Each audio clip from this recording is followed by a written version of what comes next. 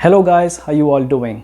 Welcome back to my channel. In this video, I'm going to quickly take you through a checklist of all the documents that you will be required to submit along with your spousal sponsorship application for Canada. Some of them are very basics along with some that could really high up your chances of approval as well as faster processing. By the end of this video, you'll have a complete checklist of all the documents that are required for sponsoring your spouse as a PR in Canada. Before that, let me tell you a little bit about myself. I got married in November 2019 in India, just a couple months before this COVID started, taking its toll on the whole world. And luckily, I came back to Canada just a couple days before the lockdown in February 2020, but I was not able to submit my spousal application until mid of April 2020. Because COVID was very new at that time, and because of the lockdown, all the immigration offices, including my consultant's office, was forced to shut down until further notice. This gave me ample of time to properly organize my application, as well as make sure nothing was missed or incorrectly submitted. And finally, she was here. She arrived in January 2021, and the total time it took for the whole processing of her application was 8 months. And that is in the times of pandemic, where you see a lot of people who already have their application stuck in a limbo for more than a year. In this video, I'll share with you all a couple tips on how I was able to make that happen. And I'll also introduce you all to my wife in my upcoming videos. She's just a little bit shy at the moment. Okay, without wasting any time, let's get started with the checklist.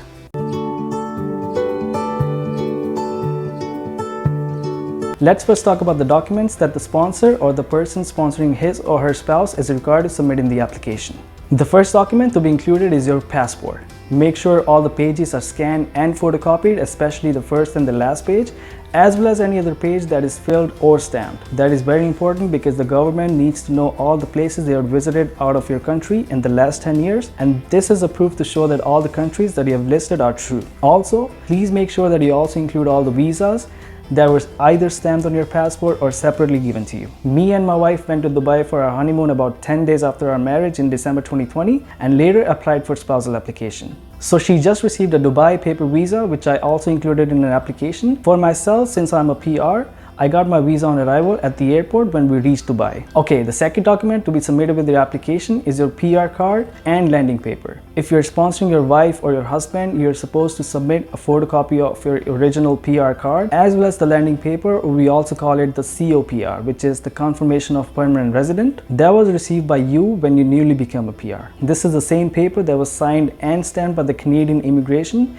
when you first landed in Canada or when you did the flag polling back into Canada. I'll suggest you to submit both these copies in color and not black and white. In fact, not even these documents. I'll suggest you submit all your documents in colored format because your application looks more presenting and more eye-catching that way. But please note, this is not mandatory. If you don't have access to a colored printer, then you don't have to print it in colored. The only most important thing that the government requires you to submit in colored format is your spouse's PCC or the police clearance certificate. I will talk more about that shortly in this video. And for the people who are the citizens of Canada, you're required to submit a photocopy of your citizenship certificate or the citizenship card. The next document to be submitted is your birth certificate. If the certificate is in a different language other than English, then you need to have it translated into English by some accredited and certified agency of notary public services, either back home where your spouse is currently living, or if you want to have it done in Canada. There are a variety of notary and translation services available in Canada, and a lot of them also provide these services online, so you don't have to leave your home, given in these times of COVID. And yes, make sure both the original and the translated copy of your birth certificate is submitted in your application. If in case you don't have a birth certificate, you are required to submit an original copy of attested and notarized not found certificate. Besides that, if you ever went through any previous marriage, divorce or separation, then such documents need to be submitted as well. Even if you have any other document related to your previous marriage or separation, then make sure you don't forget to include that in your application as well. The next document that you need to submit is your recent year NOA, which is the notice of assessment. It is only mandatory to submit 1 year, which is the most recent year, but just to be on the safe side, you can submit 2 years NOAs as well. That is 2020 and 2019. For those who haven't filed their tax returns yet, I'll suggest first file your taxes, wait for your notice of assessment, and then go ahead further with the procedure of your application, because this document is one of the most important ones that has to be submitted no matter what. And also it has to be the most recent one. You could still file your application with the 2019 NOA, but you will never want to risk your application or have your file be refused or returned back for this one simple reason. And along with the NOAs, you are also required to submit your T4 slips that you received from all the employers that you have worked for the last tax year. This is generally given out by employers after the end of Feb. The T4 slips is the documentation that includes all the information about the work that you have done for the past year. For example, number of hours worked, total income earned, taxes deducted, bonuses, vacation pay, and all such info. If you are a self-employed person, you will be required to submit your T4A slip. After that, the next document to be submitted is your job letter and pay stubs for the employed people or article of incorporation for the self-employed people. Next, you are supposed to keep a database of all the countries that you have been to or visited during the last 10 years. That would also include you coming to Canada from back home if it happened between the last 10 years, as well as any other country that you might have visited, even if the duration was one single day. You should report it. Okay, now let's talk about what the sponsored person, or you can say the principal applicant, is required to submit in their application. First is same as we talked about before, your passport. Make sure all the pages are scanned and photocopied, especially the first and the last page, as well as any other page that is filled or stamped. That is very important, as I said before, because the government needs to know all the places that you visited out of your country in the last 10 years. And this is a proof to show that all the countries that you listed are true. Also, please make sure that you also include all the visas that were either stamped on your passport or separately given to you. You're also supposed to submit a photocopy of your visa or residency permit if you're currently residing in Canada, along with any other documentation that supports that. The next one, just as I talked about in the sponsor side, you're supposed to submit your birth certificate. If it's not in English, have it translated in English by any notary services, and make sure both the original copy and the translated copy are submitted together. The next one is the most important one. Without this, your application have very high chances of being rejected, and that is a police certificate. You will have to submit a PC for every country that you have visited in your lifetime and where you have stayed for more than a month before submitting your application. Different countries have different ways to acquire a police certificate. In these times of COVID, PCs are also accessible online, but make sure you only submit a colored copy of your certificate and make sure it's no more than 6 months old. I'll also suggest before you even start preparing your application, just have your PC ready because it usually takes a little bit of time. The next one is especially for the sponsored person. You should submit at least 2 different types of identities in your application. If you're an outland applicant, which means if you're applying for spouse sponsorship from outside Canada, the identity cards will be of your current homeland. For Indians, it could either be Aadhaar card, PAN card, driver's license, voter ID card, etc. For anybody living in other parts of the world, you're supposed to submit anything like this that proves you're currently living in that country. For the ones who are already residing in Canada, if you do have a Canadian ID, submit that. If you don't, submit any identity from your home country. The next is your educational documents. Submit everything that you have done or graduated from till date, especially your mark sheets along with any certificates that you have received from the completion of your course or diploma or anything that you have studied. And lastly, your previous marriage or divorce or separation documents if you have any. Now, let's talk about what documents will need to be submitted from both the sponsor and the sponsored side. The first is your marriage certificate, or for some it must be a marriage license. This is one of the most important documents that the government will require from your end. Though each and everything that you submit is very necessary, but if you would ask me to name the top 5 ones, I'll always keep the marriage certificate on the top. So I'll suggest you, if you can, please submit a colored copy only. Also, if you have a civil union certificate, submit that as well. And also, I would like to add that if you got married in a temple or in a church or any other religious place, try if you can get a marriage certificate from them as well. It is usually signed and approved by the priest or the head of that place. And please note, this certificate is absolutely different from the one that you get from the court. And if that certificate is in any other language, you will have to get it translated as well as notarized. Now comes the best part, and that is your wedding photos. One of the reasons that I think why my wife's application was approved was because I submitted as many photos as possible. And something that I did that a lot of people don't do is that I wrote each and every member's name that were in that photo as well as their relationship to me or to my wife on the back of each photo. I know that's something that's very hard to do. I submitted around 120 to 130 photos of all the ceremonies that were held in my marriage, and a lot of photos of our honeymoon and whatnot. And each and every one of them had all the info written on the back of it. Like what ceremony was it, what location was it, what was the date along with which people were in the photo.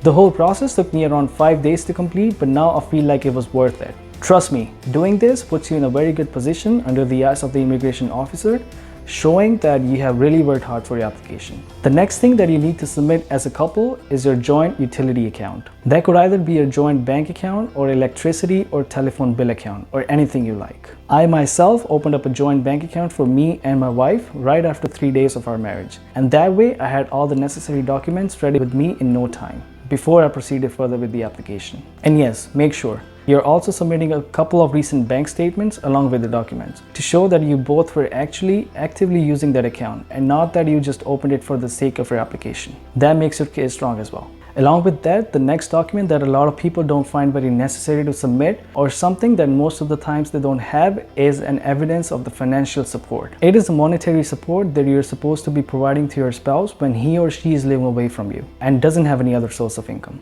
That basically applies to all those couples who have applied for spousal sponsorship as an outlander, which simply means they're currently away from your spouse and living in Canada, while your spouse is currently living in their home country. So you have to show the immigration officer that you have been helping your spouse financially by either sending money to them online via Western Union or Remitly, or you already made some arrangements for your spouse's expenditure before you came to Canada. So I'll suggest keep those records as well and include them in your application. For me, it took me around 3 months to fully prepare the application, which is how I got ample of time to send my wife money back home every month and include that record in my application as well. And I think that turned out worthwhile as well.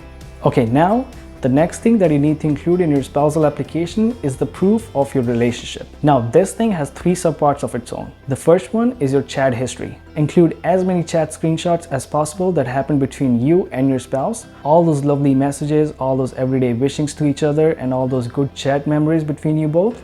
Add that. But it does not mean you have to take a screenshot of each and every chat and all the conversations that you happened. Just take the ones that you think are worth adding to your file. I submitted 7 to 8 pages of WhatsApp chat and another couple pages of my Facebook chat with my wife, and then you can compile them up on Microsoft Word, print them out, and attach with your application. This is how mine looked like.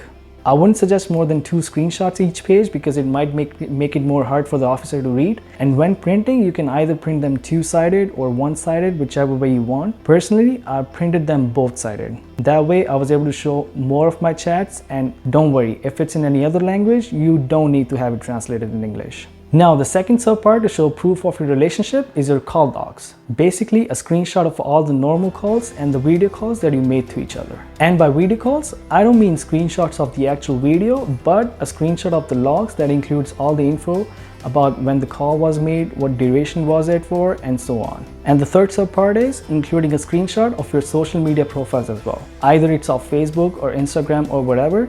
But first, try changing your marital status on your profile so that the government is pretty much assured that this relationship is genuine, which leads to further faster processing of your application and approval. And that's all for the relationship proof. Now, the next thing to be included in your application, and this is especially for the sponsor, is all the travel tickets that you bought for traveling and meeting your spouse. It could either be the ones where you had to travel back home for an engagement or your marriage or a vacation together with your spouse. It could be anything. You just have to show some proof that you did do a lot of back and forth and actually did some expenditure to go and meet your spouse. That thing from the immigration point of view is very beneficial and could really help you speed up your processing. Regarding the documentation to be submitted, you can either submit photocopies of your boarding passes, your itinerary, and pretty much anything that clearly has the date of your flight and destination country on it. Other than that, if you both went to some honeymoon destination, you can include the details about that as well, along with the photos that I've already talked about before. Next thing, if both of your parents did some travel expenditure in meeting each other, either for marriage purpose or whatnot, then you can include the documentation as well. It doesn't mean that they only have to travel by flight. It could either be by train or simply your own car, but show some proof of those in your application as well.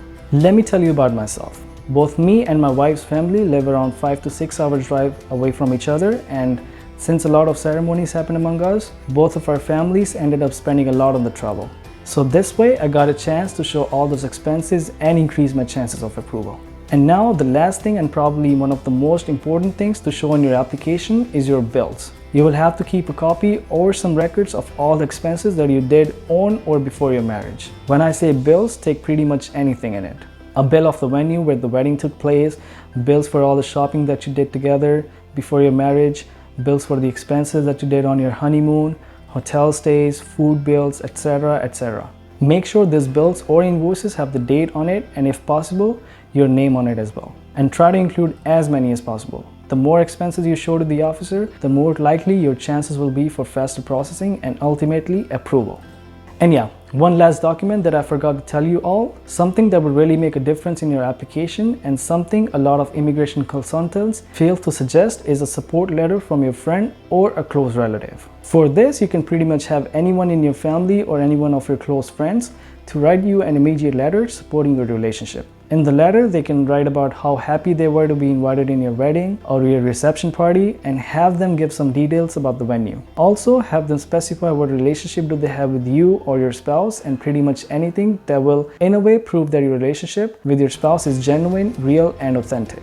Okay guys, so that was all for the documents that you will need to fully submit your application. And in regards to the forms that you will need to fill up, you can simply go on Google and type Spousal Sponsorship Canada 2021 forms and click on this official link from the Government of Canada. Then click on step 3. Here you will see all the forms that will need to be filled out by the sponsor and the sponsored person. Okay, before ending this video, I wanted to tell you guys that if you're watching this video, you're either definitely planning to sponsor your spouse or your application is currently undergoing preparation. And let me tell you, preparing your application by yourself is not at all hard. You can very easily do it on your own, but if you want to show a representative in your file, go ahead. But make sure it is an actual authorized representative of the IRCC. These professionals can turn out a bit costly on your budget, but at the same time, you kind of get an insurance that your application is properly submitted. But you yourself have to be very careful with your file. Make sure all the documents are up to date, correct, and properly filled. It is because immigration lawyers have high tendency of making silly mistakes, especially when they have lots of cases on their table. So being consistent with all of them and making sure each and every case is correctly submitted becomes very hard for them. So you have to be responsible for your own case. Before submission and before your immigration consultant does a check on your file, make sure you're going through them all to double check there's no error or omissions like name spellings, correct birth years, graduation years, etc. Make sure you have signed everywhere that requires your signature. In such cases, an immigration lawyer can be very helpful, assisting you to ensure that none of the signature spots are missed. So it's totally your call. Either you hire an immigration representative or you don't. It won't affect the success or failure of your file in any way whatsoever. Okay guys, so that was all for my video. Hope you guys liked it. If you did like it, please don't forget to leave a like and a comment, and please let me know in case I missed something. And please hit the subscribe button. This will give me lots of motivation to continue making more meaningful videos for you all in future. Until then, take care, stay safe, see you next time. Bye bye.